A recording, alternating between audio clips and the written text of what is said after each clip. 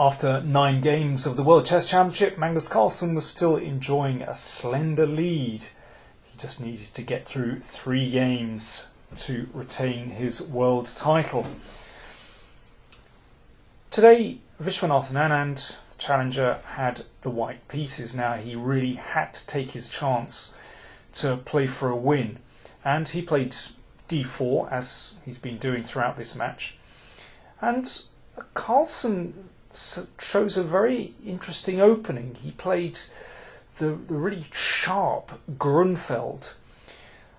I mean, so far in this match he's played fairly solidly with black against d4, but the Grunfeld, offers both sides chances and really gives white, very interesting chances to go for a win.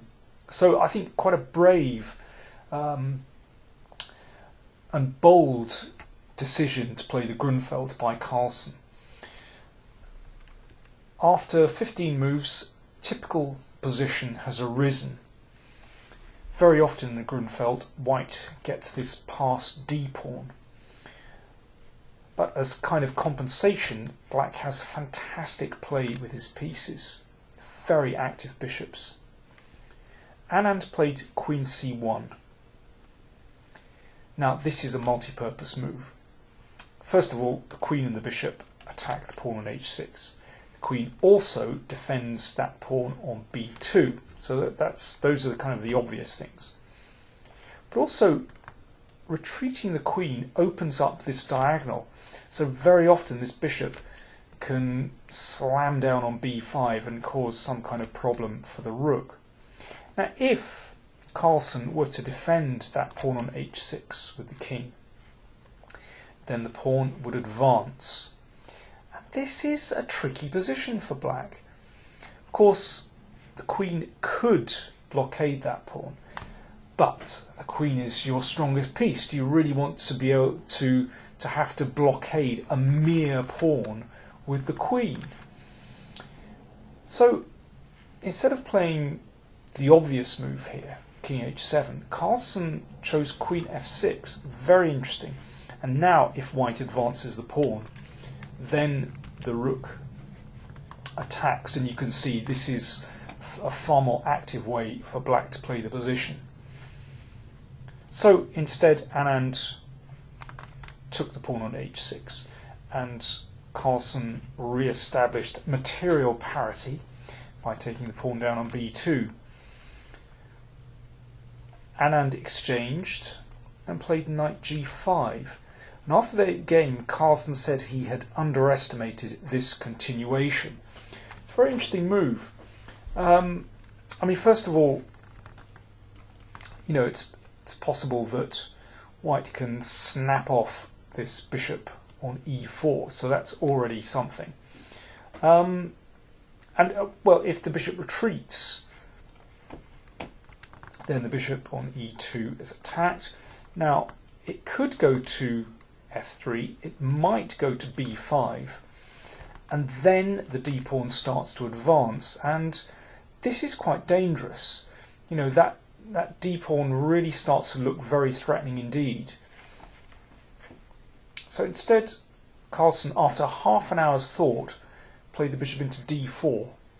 Now, it's a great square for the bishop, supported by the pawn, and of course it cuts off the rook's support for this d-pawn. Now, Anand has a couple of very interesting continuations. He decided to take the bishop. Why not? Grabbing the 2 bishops, not a bad idea. He could also have played bishop b5. A very interesting move, because if the rook moves, then white will gain time. Then you snap off the bishop and start pushing the d-pawn. Very interesting. Black's best is probably to take on d5 and offer an exchange sacrifice. But after this move, rook e1, well, black has to avoid a rook exchange. And, this is an interesting position for white to play. It's very double-edged. But Anand decided just to take that bishop. It's also strong. And then play bishop f3, hitting the rook. The rook has to go back. So white has the 2 bishops, and now Anand advanced the pawn. The rook goes in front of the pawn, and Anand protected that pawn. So those bishops look pretty powerful, but black's bishop, defended by the pawn, cuts off the support from the rook. That's very important. Now, this knight is really a poor piece sitting on a6, so Carlsen brought it back into play with knight b4. Sometimes that knight can take on a2, sometimes it's just coming back to c6. Anand played rook d2. It would have been bolder to seize control of the open e file. And black is not yet out of the woods in that position. Carlsen said after the game that was the move he was most worried about. Instead, rook d2 played by Anand, protecting the pawn, but it buys, black has bought himself time. Rook e8.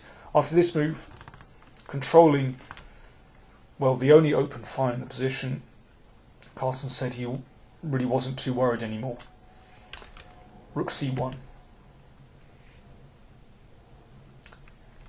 It's actually hard for white to make so much progress in this position. Now, what Carlsen would like to do is basically exchange bishops with bishop e5 and round up this d-pawn. Then really the danger is past. But if you play bishop e5 immediately, then rook e1 is a good move. So there's a pin. Bishop takes bishop. Obviously rook takes rook check. So f6 has to be played, and then bishop g4. Now black can no longer play f5 because of this bishop here. It could be taken. The rook has to go back, and then d7. And you can see that advanced d-pawn is creating enormous problems for black. So to prepare bishop e5, Carlsen played rook e6, and now you can see that that rook is defended by the pawn. And after this move h4, well, if white had time to play h5 and exchange pawns on bishop g4, that would be pretty good. But Carlsen gets in time with bishop e5, and you can see that rook e1 just isn't possible here because the rook is protected by the pawn. So after bishop e5, well, the bishops have to be exchanged, and now black threatens to play knight round to c6 and into d4. I mean, that the knight could still be taken by the bishop, but still, the rook and pawn ending, well, is just not a problem for black there. So Vishy decided to head straight for a draw with bishop takes pawn. It's interesting, when Vishy decides time to go for a draw, he doesn't mess about. Bishop takes pawn, and now we have a fourth sequence. Black has to take the bishop, d7 threatening queen, the knight has to come back, Vishy makes a queen, that gets taken, rook takes knight check, and they have a rook and pawn ending with equal pawns. And, well, this is a very dry position. It's going to be a draw very, very easily and very soon. So Vishy just offered a draw here, and Carlsen took it. No big surprise. So, quite an intriguing game, actually. I think, first of all, a bold decision by Carlsen to play the Grunfeld.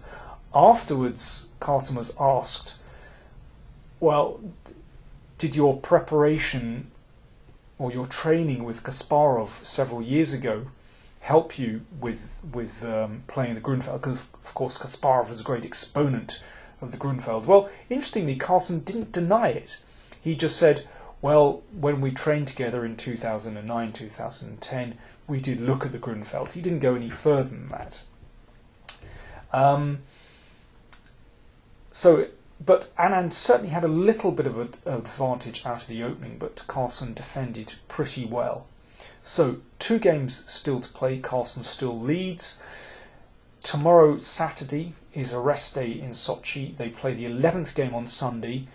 Then there'll be a rest day on Monday, and the 12th game will be played on Tuesday. do join me for my reports after those games.